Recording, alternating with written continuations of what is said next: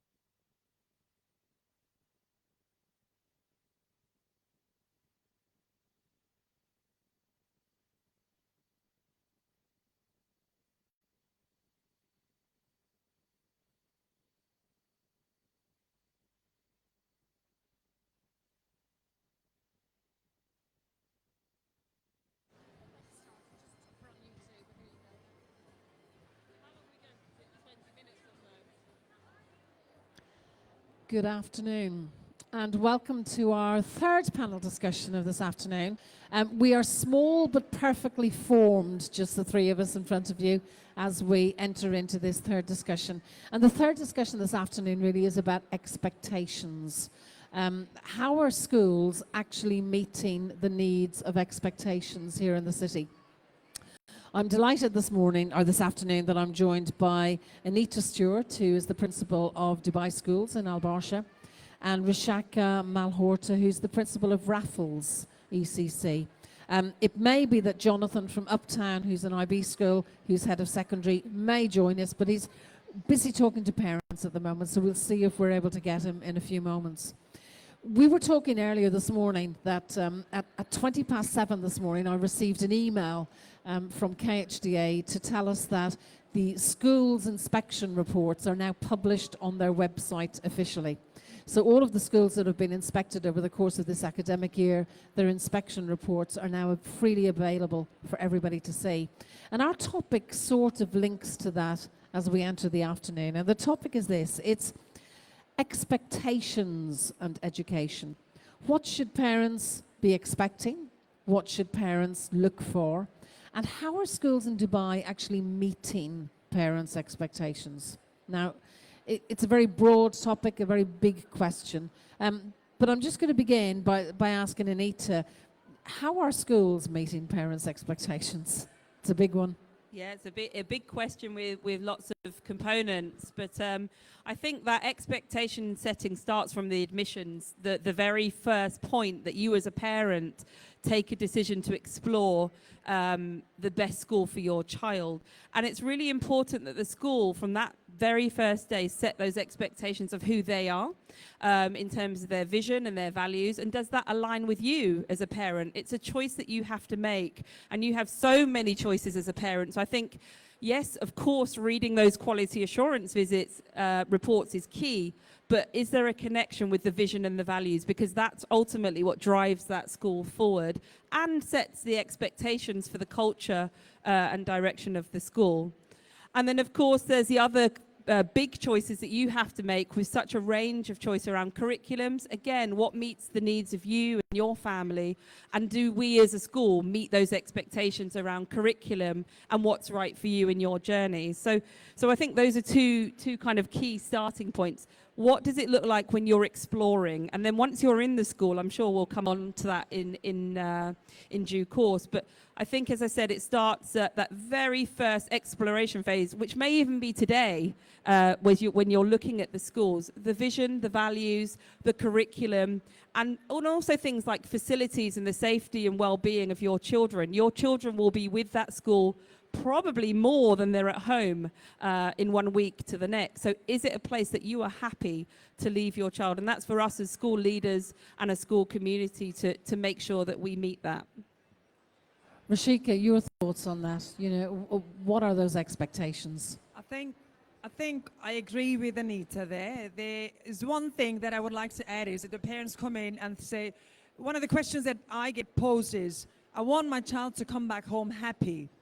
I like this, I like that, but I want my child to come back home happy. And the main point which I face in the parents' questions, the cost. I think everything looks good, but what's the fees?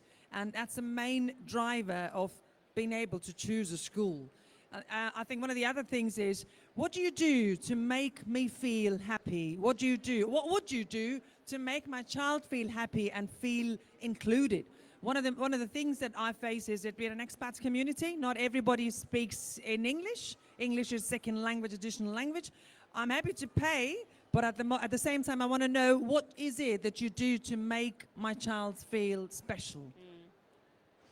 We've touched on some major themes there already. I mean, we've talked about vision, we've talked about values, we've talked about happiness. We've also talked about cost, fee, and price point. Let me be a little bit contentious. You know, we are in a business-like environment in terms of education. Do you think that changes it for people, particularly when they're moving from a different country? You know, is the mindset slightly different in terms of what one might expect from a school because you're paying for a school? Thoughts on that, opening that Pandora's box, ladies?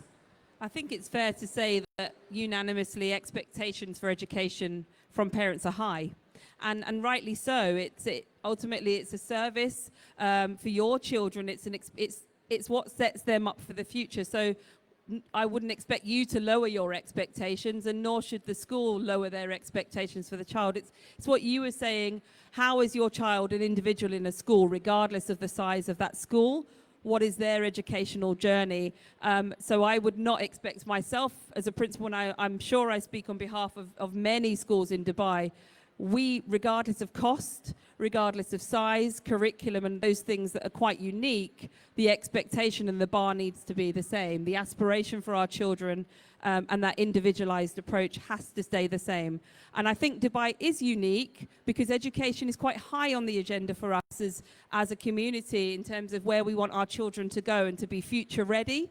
And so I think that places Dubai in a unique position and keeps schools on their toes, actually, in terms of maintaining those expectations. Rashika, I'm going to change that question slightly. And again, Pandora's box, just to prompt the discussion. Do you think that parents' expectations generally are reasonable? Yes. Quite honestly, yes. Because I'm a parent to children, and when I go to school, say, oh, you didn't have music, or where do you play in summer season, or do you get that kind of outdoor play in summer? So as a parent, when a parent visits me and they question, okay, you've got this X amount of fees, I would like to see classroom without walls. What's the kind of daylight that you get inside me walls here? I'm moving from X, Y, and Z places. My learning hours of my child has been from 8 a.m. to 6 p.m. Unfortunately, Dubai weather doesn't allow you to step outside and say, so what services would you like to give? Because you can't give X. Parent expectations are reasonable. They're paying, yes, they're paying, plus they're happy to invest in this kind of an education for their child. And this is the most, the most vulnerable part of their world, that they're handing us that child. So definitely yes. Could I add to that? Yeah. I think the relationship of trust with the expertise within the school plays an important part, because all of us come from different walks of life and specialize in different parts of industries, etc. And so having that relationship of trust with the school is important, to know that we will meet your child's expectations and we'll help you to understand those expectations as well, because sometimes parents might ask for something that is or is not reasonable within that curriculum, within that offer, or all sorts of things. And that doesn't mean to say the expectation has been lowered, but I think it's important to be clear on the expectations to help you with your choices, and be really transparent about that. And that, for me, comes from a strong relationship of openness and trust, because I wouldn't say we can tick everything that every single parent asks for at every given time, and that would be me perhaps setting an unrealistic expectation. So being realistic and keeping our bar high, I think, is important for me. We've touched on a couple of things there, and we talked about, customer and customer service, and how this is a very unique place in terms of the approach to schools. We've talked about expectations, and we think that they are reasonable because parents should expect the best from us, and they are quite rightly paying us a lot of money for the privilege of that education. I wonder, Rashika, if I start with you, can you tell us, how do you actually listen to parents then? I know it's moving the discussion on slightly, but we're in agreement that their expectations are reasonable. We're in agreement that their demands are also reasonable in terms of what we should be delivering. How do we know if we're meeting their expectations? How do you know, other than the door being open?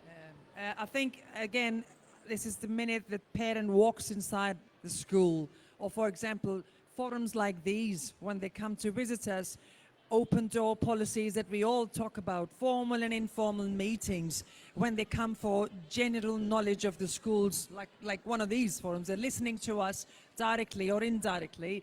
You listen to them, and then you understand how important this is to be flexible to parents' needs or requirements, or it kind of gives you a chance to reflect upon your own processes and your own policies and your own your own policies, and then wonder what is it that you can alter, or what is it that you can be slightly more flexible, because the world's changing. You've seen the expat community come and go. We've all witnessed one category increase and the other one decrease. It just leaves us to change, to always be adaptable, flexible to parents' needs and requirements. and the questions change, I think, every month. Same question, you know, how do we know? How do we actually know that we're meeting the expectations of our parent community? The key word is active listening, and that's listening to all the wonderful things that are happening, for sure. So we want to do more of that. But it's really important to hear the difficult messages as well, because it's only from that, I think, that we strengthen ourselves as a school community. Because in those challenging messages or those more tricky conversations, we can work together to find the solutions. So it's about remaining solution focused for me, but hearing and not just going, okay, I hear you, but thinking and reflecting and thinking, what can I draw out of that to change and adapt? So being that active listening community. Yes, some of that will come through parent surveys, but one thing I would always encourage any parent to do is be as heavily involved in your child's educational journey, in or out of school, as you can be, because that's when you know if it's the right fit, if it's not the right fit, if it's meeting your expectations. And the moment you feel that it's not, it's best to raise that early on, because then we can deal with that really, really quickly. So just to conclude, I would say active listening and being comfortable in hearing some of the difficult messages. That's the only way that I think we strengthen ourselves. We talked about being a service industry, the same as, you know, hospitality and other parts of the city. Have we learnt anything, do you think, from other businesses, particularly in this type of environment, about customer satisfaction and about how we do listen? Is there anything in particular, perhaps, that you've used in your school, Rashika, that you might share with parents about how they could address those issues? I think one thing that which I actually believe is well-being, and I think that off late, which I've noticed, is happiness quotients, well-being, question, how is it that you make me feel happy? What makes the teachers happy? Because at the end of the day, it is the buck stops at the teacher's door. Says the teachers teach your children. Children come back home happy. And I think one thing that I've learned from the service industries is if you are happy and if your school's happy, everybody's service is happy. I'd just like to echo that culture of well-being and happiness is anything else can happen once you've got that core kind of value in place. So I'd agree with you on that. But using the information, we send lots of questions and surveys out, don't we? And sometimes parents might think, oh, another questionnaire or another conversation. And it's how we use that information so it's not wasted and sat somewhere on a drive, but it's used to actually shape and influence change. And the other thing for me that's a really important voice in shaping that change is the voice of our children as well. And those will be through the conversations with you as parents, but also hearing what our children say to genuinely and authentically shape and influence change. Accepting a growth mindset and using that information that's available to us. It's I know in our school, in Dubai Schools, for example, we have run an admission survey, and we use that information to ensure that there's a stronger experience the following year in terms of that customer service journey. So let us just push that, just so that we get right to the root and right to the very end. And it's always a bit of an uncomfortable discussion. But parents, you know, parents do have rights in this city, perhaps far more than they might do anywhere else in the world. And let's say, as a parent, I am not happy, and you are not meeting my expectations. Where do I go from here? What do I do, and what's available to me, and what might you recommend or suggest impartially? So impartially, and I'd say for any school, have the conversation early. The earlier you can have the conversation, and also there's a real power in a conversation. Often these things are down to a miscommunication, in my view and my experience. So the earlier a conversation can happen, the higher the likelihood is of finding a resolution or a solution. So I'd always encourage early conversation, and that comes through having an open and transparent school culture, which you'll need to see that fits you. Now, there'll be times where two parties may not agree, and there is we are in the private school system, and of course we do have KHDA, but I would always advocate for early conversations and following the school's process to seek resolution. I am always one for seeking. I believe there's a resolution in everything. It may not be in that school, and that's also okay sometimes, but for the most part, from the majority, I think we can find the solutions between us. Rashika, anything to add to that? Yeah, it's interesting because I've actually gone through this where not every parent is happy. So I've thought of making these support groups, which is, and I've realized not everybody likes to talk. Not everybody comes up forward. And I've had witnessed parents who are not okay talking. They're not okay coming on the office and open door. You could have as many newsletters and as many policies, but these parents would always want to feel okay first before they speak. Now, this word called feel, we all know that we feel various things during the day, and I've seen it. It's like, unless you make a person feel welcomed and desired, or maybe just happy, they will not speak. And this surveys might not work sometimes. It's just general conversations work sometimes. Coffee mornings might work sometimes. Some parents might show up, some parents won't show up. We are witnessing that parents after COVID are okay with online sort of a training. They're not okay coming on face to face. I feel as if sometimes the parents are vocal, sometimes and they're not vocal. And they find reasons not to speak because they feel like, I've paid the school, I've done my job, and then they will handle it. Which is okay. But like I've always said, that if you speak, makes our life easy because we want connections, we want relationships. And yes, sometimes the solutions don't work, but there's always a solution to a problem. So I can completely agree, and I think it's important though to mention, because KHDA are actually here today and they have a stand, which is wonderful for the Schools and Nursery Show, that KHDA as the regulator will often help schools in terms of sometimes having difficult conversations, not necessarily just as the place to go and complain to, but actually as an arbitrator in discussion. And that's a really useful tool for schools, isn't it, to know that they have, and they have that level of support?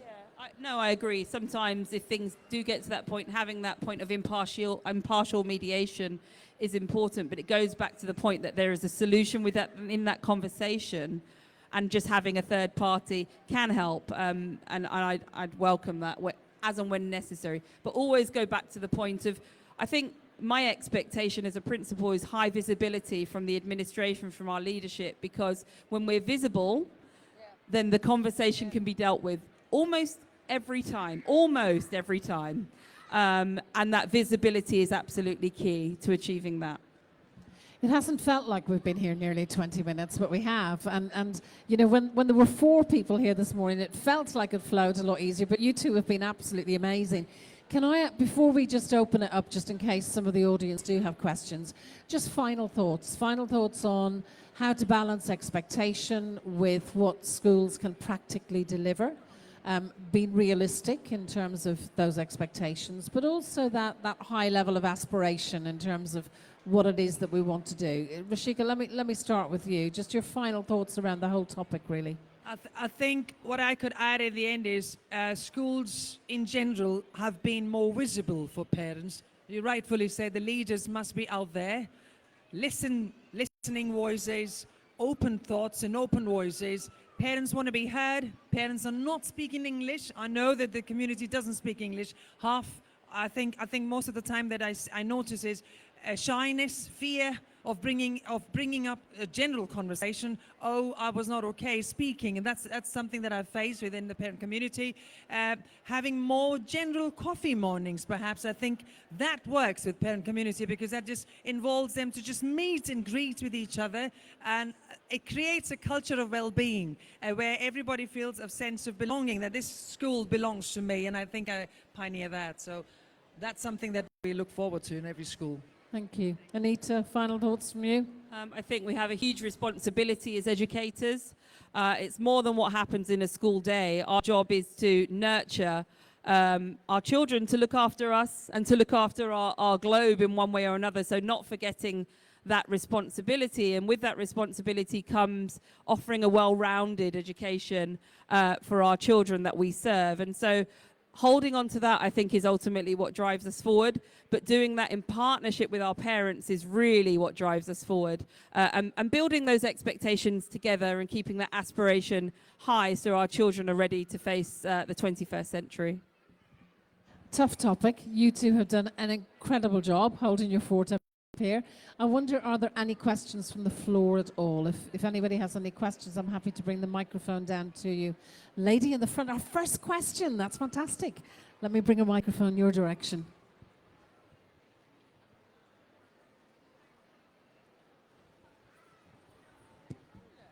Hi, I am a financial advisor investing in a few business lines, including education. So I have a question. So about the schools in the UAE, whatever curriculum you have, like IB or AP or A level, and there must be some students couldn't keep up with it. Especially IB is extremely difficult. My son is IB student. I know how difficult it is. Well, what does the school do about those students couldn't keep up with, and what do you do with them? And that's very important because not every students are as smart as someone's, and we have ordinary kids as well. Yeah, I mean, it's an interesting challenge, isn't it? Expectations in terms of, not every child ultimately can perhaps go to Stanford or Oxford or Cambridge. How do we manage expectations of parents in those instances? How do we manage expectations and aspirations of students? But more importantly, what should parents expect from us in terms of support strategies that we put in place? I use the term differentiation, which is quite an education jargon term, but it just does mean how we modify our curriculum and our pathways for our students. What are the basics in terms of parent expectations, Anita?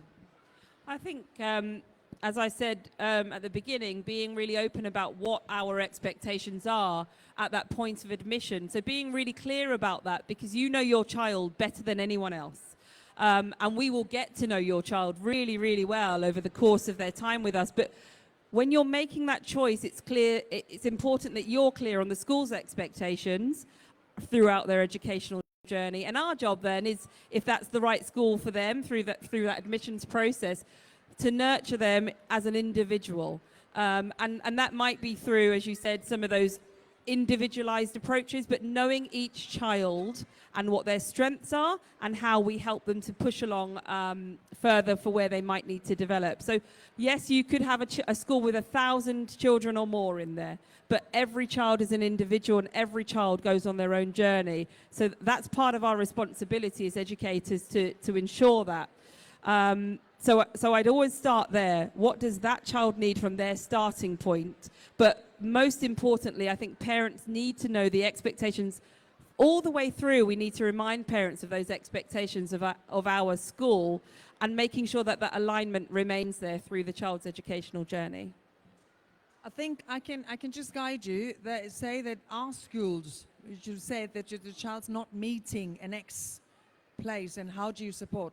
I can tell you what our schools do. So we've started support groups, mentor programs, a lot of flexible ideas for the students so that we can guide you.